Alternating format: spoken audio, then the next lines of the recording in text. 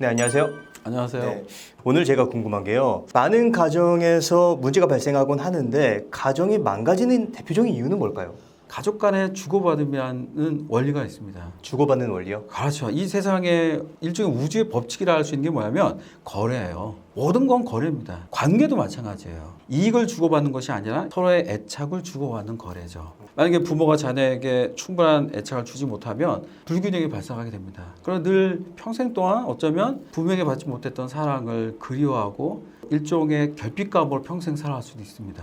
만약에 부모가 자기가 자녀에게 준 것을 그냥 준 것으로 끝나지 않고 돌려받으려고 할 때, 그럴 때 이제 자녀들이 너무나 큰 어려움을 경험하게 되죠. 이제 이 심리학에 의하면 부모는 자녀에게 주고 자녀는 미래의 자신의 자녀들에게 줘야 합니다.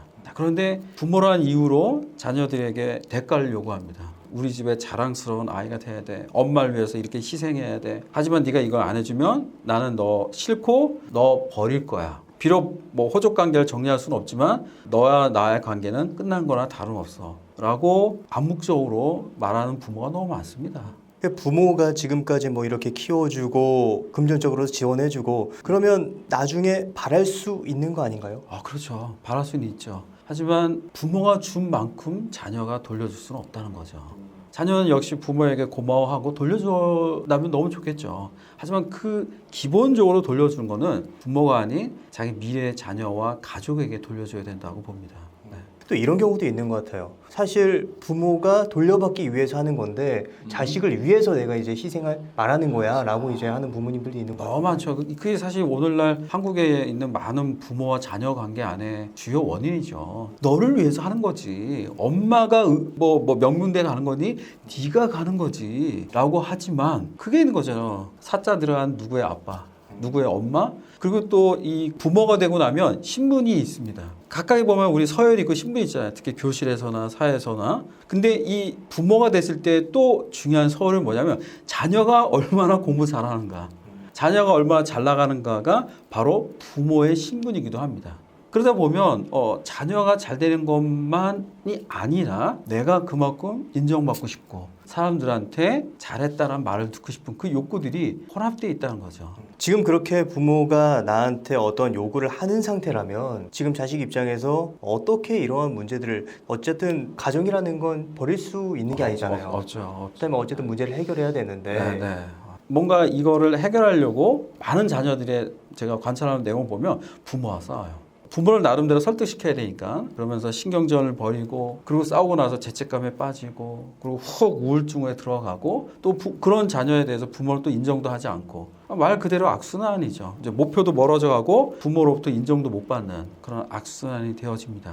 사실 이거는 오직 자녀만의 몫은 아니에요. 자녀는 알아야 합니다. 내 인생이라고. 부모는 어디까지나 나를 이끌어주고 촉진해주는 사람이지 결국 살아가는 건 나예요. 그리고 책임질 사람도 바로 납니다. 그렇기 때문에 좀 더 주체적이어야 되고 성인이 됐을 때 해야 될 중요한 숙제가 뭐냐면 부모와 분리입니다. 이거는 신체적인 것만이 아니라 정서적인 독립이죠. 이제 10대로부터 시작해서 20대, 이제 30대 됐을 때 부모와 정서적인 독립을 완수한 사람들은 그래도 자기 인생을 살아갈 수 있는 것 같습니다.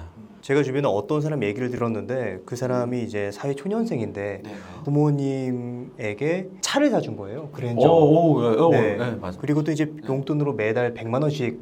대단하네. 그럼 사실 그렇게 무언가 부모님에게 계속 주기만 하면 그 사회 초년생은 이제 자기가 자립하기 굉장히 어려울 거라는 생각이 들었거든요. 근데 그게 당연하다고 생각하면서 계속 희생하는 사람들이 많더라고요. 이 부분에 대해서 좀 어떻게 생각하시나요? 자, 엄마 아빠와 애착이 잘 형성되지 못한 아이들이 있습니다.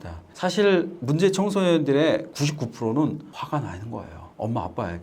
근데 또 한 형태가 있어요. 정반대예요. 부모에게 화나서 이제 부모와 싸우기도 하고 화를 내는 아이가 되지만 반면에 정반대의 성향이 나타납니다. 평생을 부모를 돌보고 기꺼이 부모를 위해서 무언가를 주려고 하는 아이의 형태가 나타납니다. 사실 엄밀히 보면 부모는 그렇게 이 자녀에게 잘하지 않았어요. 진짜 그렇게 희생하지 않았습니다. 사실. 근데 왜 그렇게 잘해줘요? 네. 그 아내는 어린 시절 받지 못한 그 애정을 지금 그렇게 해서 받으려고 하는 겁니다. 그걸 이제 쉬운 말로 표현하면 부모에 대한 인정의 욕구가 자신의 현실적인 경제적인 거, 미래 가족에 들어가야 될 그 모든 거 에너지를 여기다 쏟아붓고 있는 거예요, 사실은. 하지만 이 자녀는 가족이 지금 이 가족만이 아니라는 거예요. 미래 가족이 있습니다. 그러려면 이 자녀가 부모로부터 떠나야 돼요. 그리고 부모로부터 좀 더 어떤 죄책감과 책임으로부터 좀 멀어져 갈 수 있게 허용해 줘야 돼요. 거리를 두려고 하면 죄책감과 상실감, 그러한 무언가 부모에게서 멀어지지 못하는 어떠한 부정적인 감정들이 마음속에서 이제 올라오곤 할 것 같거든요. 자, 부모로부터 자녀를 떠나려고 할 때 사실 자녀는 그렇게 힘들지가 않아요. 뭔가 새로운 인생을 모험하는 그런 거잖아요. 새로운 사람 만나고 가정을 이루고 뭐 얼마나 흥분돼요. 부모가 힘들죠. 자녀를 떠나 보내야 돼요. 어쩌면 그 자녀가 그동안 배우자의 역할을 한 경우도 있을 수 있고요. 자녀가 그 이상의 역할을 했다면 그 자녀의 독립을 순수하게 바라볼 수가 없습니다. 그러면서 이제 많은 부모들이 하는 것 중에 뭐냐면 떠나려고 하는 자녀를 비난하거나 또 하나가 뭐냐면 죄책감을 유발시키는 거예요. 내가 널 어떻게 키웠는데. 그리고 또 가족을 위해서 되게 희생한 부모라면 자녀는 더 죄책감으로부터 힘듭니다, 사실. 가족을 위해서 고생하는 어머니가 있다면 그 어머니로부터 좀 등을 돌리고 자기 인생을 살아가려고 하면 미안한 거예요, 너무. 그리고 죄책감이 들어서 결국은 또 어머니에게 돌아갑니다. 그런 자녀들이 너무 많아요, 사실 요즘에요. 그럴 때 죄책감을 벗어던져라, 그런 말은 공허할 것 같습니다. 근데 이제 이렇게 생각해 볼 수 있을 것 같아요. 정말 고생한 거 열심히 살았던 부모가 있습니다. 난 늘 거기에 감사해야 돼요. 하지만 내 인생도 있다는 걸 잊으면 안 됩니다. 힘들었던 결혼 생활, 내 결혼 생활이 아니에요. 엄마 아빠의 결혼 생활이죠, 사실. 엄밀하게. 두 분의 몫입니다. 자녀가 할 수 있는 게 없습니다. 이제 그걸 좀 어느 정도 조금은 받아들이고 부모님의 인생을 존중하지만 나도 내 인생이 있다라고 하는 걸 잊지 않았으면 좋겠습니다. 많은 이제 가족에게서 벌어지는 안타까움이 이거예요. 그 자녀가 뭔가 이 가족을 위해서 뭔가 애써요. 늘 여전히 뭐 10년, 20년, 30년째 싸우고 있는 엄마, 아빠. 그리고 거기서 고통받고 있는 엄마, 때로 아버지. 뭔가 이들을 위해서 애를 써야 된다고 느껴요. 그리고 뭔가 독립하고 내 인생을 살려고 할 때마다 죄책감이 밀려오죠. 그리고 못 떠나고 결국 그 안에서 치고받고 싸워가면서 자기 인생을 허비하는 경우도 있습니다. 근데 알아야 돼요, 자녀들은. 이 모든 건 안타깝게도 엄마 아빠의 결혼 생활이에요. 그거를 자녀인 내가 해결할 수 없습니다. 바로 이 부분에서 이 선이 좀 거져야 된다라고 생각할 수가 있습니다. 그렇다면 조금 더 구체적으로 빠르게 벗어나야 하는 가족이라는 걸 알 수 있는 그런 가족들의 특징이라고 할 만한 게 몇 가지 있을까요? 빠르게 벗어나야 되는 여러 특징 중에 이제 첫 번째가 뭐냐면 가족 사이 어떤 대물림의 악순환이 있는 가족이 있는 것 같아요. 가족 안에 이제 그 우울증과 우울증, 자살과 자살, 파산과 파산, 좀 이 어려운 관계들이 좀 있습니다. 예, 특히 이제 엄마 딸의 문제로 고통받았던 그런 사람들이 있거든요. 엄마는 너무 그 차별을 했고 자녀들 사이에 공정하지 않았어요. 그래서 그 엄마와 늘 싸웠던 한 여성이 있었는데 또 그 여성이 결혼해서 또 딸을 낳게 됐을 때 또 그 딸과의 또 그런 애증의 관계를 형성하는 거예요. 많은 경우 좋았던 것도 이렇게 대물림되어지지만 나쁜 것들이 대물림될 가능성이 사실 없습니다. 그러다 보면 나도 모르게 떠나지 않으면 뭔가 이 가족으로부터 좀 객관적으로 분리되지 않으면 이 악순환은 대단히 오랫동안 지속될 가능성이 높다라고 이야기할 수가 있다는 거죠. 자, 그리고 대표적인 것이 뭐냐면 가족들에 대한 선입견이 너무 강한 사람이래요. 부모는 이렇고 첫째는 넌 이래, 둘째는 넌 이래, 뭐 여자애는 이래, 남자애는 이래. 그러니까 너무 그 고정된 선입견을 갖고 있는 가족들이 있습니다. 가족은 이래야만 돼. 아, 그렇죠. 가족은 이래야 돼. 우리 이렇게 화목해야 돼. 뭐 그게 가족을 행복하게 할 수도 있지만 때론 그 가족을 옳마매게 되거든요. 그리고 가장 나쁜 거 거짓 친밀감을 만들어냅니다. 거짓 친밀감이요. 아, 그렇죠. 그러니까 겉으로 봤을 때는 화목해 보여요. 막 그냥 온 가족들이 힘들게 날짜를 맞춰서 휴가를 가고 여행하고 우 몰려다니면서 식사를 해요. 얼마나 아름다워 보여. 부럽고. 하지만 막상 그 안에 있는 가족들은 답답해요. 가족만 있으니까. 나는 이 가족이 없는 거예요. 자, 그런 거짓 친밀감을 가진 가족들의 특징이 뭐냐면 가족들에 대한 선입관이 고정불변입니다. 이런 식의 어떤 고정된 사고 속에서 결혼을 하게 되어지면 어려움이 많습니다. 왜냐하면 나도 모르게 그걸 또 끌고 가거든요. 그리고 그것이 만약 진리이냐 배우자에게 요구하게 되어지고 쉽지 않은 결혼 생활이 시작될 수 있다라고 할 수가 있습니다. 그렇다면 그런 상황에서 좀 내가 가지고 있던 가족에 대한 선입견 혹은 부모와의 관계에서 좀 분리할 수 있는 방법이 있을까요? 부모와 자녀 사이에 건강한 경계선을 설정하는 작업이 필요합니다. 근데 이게 또 자녀만의 노력 갖고 되는 것도 아니에요. 부모가 좀 허용해 줘야 돼요. 자녀가 자기를 좀 떠나는 것을 허용하지 않고 확 잡아당기는 뭐 죄책감을 심어주거나 비난을 가하거나 그러면 또 자녀는 망설일 수가 있거든요.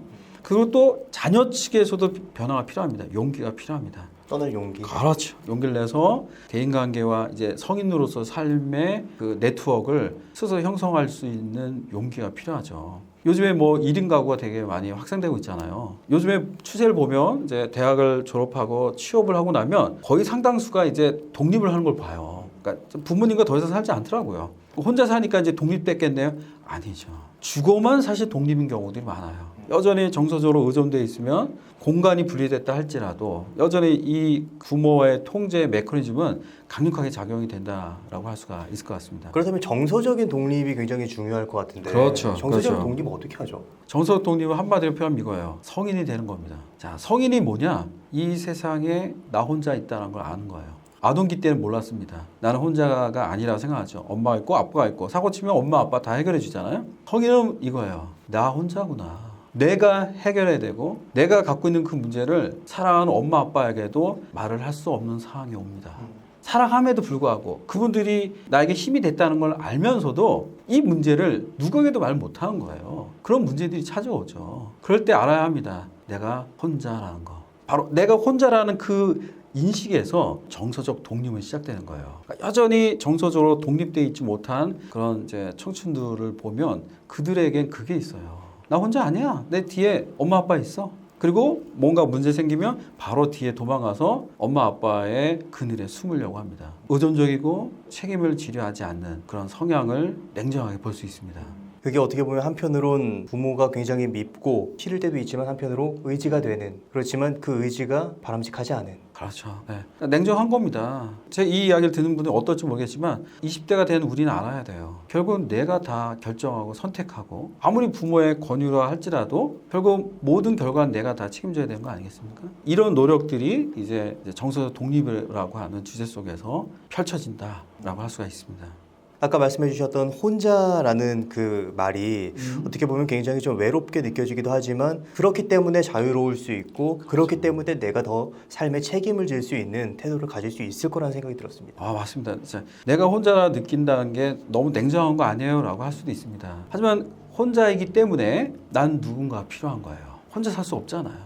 이 외로운 나의 이 처절한 현실 속에서 나를 사랑해주고 그리고 나를 위해서 응원해주는 그런 소수의 사람들은 더 고마운 거죠. 그리고 그들과 좋은 관계를 유지하려고 애를 쓸 수가 있습니다. 자, 그런데 내가 혼자가 아니고 나는 늘 의존할 수 있다라고 믿는다면 그 관계는 애증으로 뒤엉켜버려요. 독립도 못하고 그렇다고 또 자기 인생을 박차고 나가지도 못하니까 부모 입장에서도 함량 미달일 수밖에 없습니다. 그러면서 속으로는 떠나고 싶은 마음이 있으면서도 떠나지 못하는, 그리고 늘 부모를 원망하고 환경을 원망하면서 정작 어떻게 떠나야 될지 모르는 그런 혼란스러움 속에 멈춰 있을 수 있다라고 할 수가 있죠. 그렇다면 정서적으로 독립하기 위해서 내가 혼자라는 걸 인정하기 위해 우리는 어떤 노력을 하면 될까요? 정서적인 독립을 잘하기 위해선 두 개의 날개가 필요하다고 봐요. 하나의 날개는 뭐냐면 애착입니다. 부모와의 단단한 애착이죠. 그리고 또 하나가 뭐냐면 분리예요. 이 애착과 분리라고 하는 두 날개의 적절한 균형을 통해서 우리는 우리의 인생을 멋지게 날아서 내 인생을 살아갈 수가 있습니다. 그렇다면 만약에 부모님하고 그런 건강한 애착을 맺을 수 없는 상황이라면 그렇죠. 자, 이럴 때 낮은 자존감으로 훅 들어가지 말고 나는 부모님과 이렇게 사이도 별로 안 좋았고 사랑도 못 받았고 내가 이렇게 독립하려고 되는 거에서 별로 응원도 못 받게 될 때 사실 쉽게 좌절하고 포기하게 되거든요. 하지만 내 인생의 방향은 달라질 수 있다는 거예요. 비록 부모나 주변 사람들이 나를 대단하게 보고 가치 있게 여기지는 않았다 할지라도 더 중요한 건 내가 내 자신을 어떤 눈으로 보는가, 내 자신에게 어떤 가치를 부여하는가에 따라서 또 다른 인생의 가능성이 달라진다라고 이야기할 수가 있습니다. 어떻게 보면 그게 제일 큰 날개라는 생각이 그렇죠. 드네요. 네. 네, 오늘은 최강현 교수님을 모시고 진정한 가정의 의미가 무엇인지, 우리가 부모님을 볼 때 어떤 관점으로 봐야 하고 어떤 상황에서 조금 더 건강한 가족 간의 관계를 만들 수 있는지에 대한 이야기를 나눴습니다. 그럼 오늘의 심리학은 여기까지 하도록 하겠습니다. 좋은 말씀 해주셔서 감사합니다. 감사합니다. 네, 감사합니다.